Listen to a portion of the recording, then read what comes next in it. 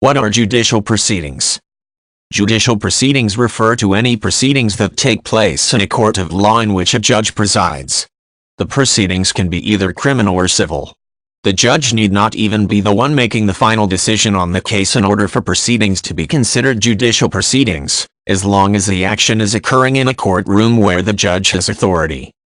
In a criminal context, judicial proceedings involve a trial in which a defendant is tried by a prosecutor, such as for murder. The judge may not have the opportunity to make a final verdict on guilt or innocence in such a case, since the Sixth Amendment guarantees accused criminals the right to a jury of their peers. This means that, although a judge presides over the proceedings and has control over certain aspects of the trial, the ultimate decision is made by the jury. Civil litigation is also considered a form of judicial proceeding. Unlike criminal law, the state is not involved in bringing a civil lawsuit. An individual who was wronged by another individual, corporation or legal entity, brings the lawsuit in civil cases. The defendant is summoned to court after a plaintiff sues and a trial is heard in front of a judge. Again, the judge may not be the one to make the decision on whether the defendant is guilty or not, as a jury trial is common in civil litigation as well. Although juries make the ultimate decision about guilt or innocence, the proceedings in a court are still referred to as judicial proceedings.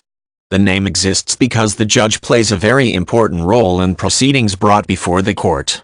The judge, essentially, enforces the rules of the courtroom.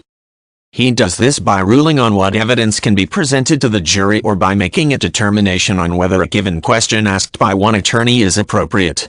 He also gives instructions to the jury based on the nature of the trial.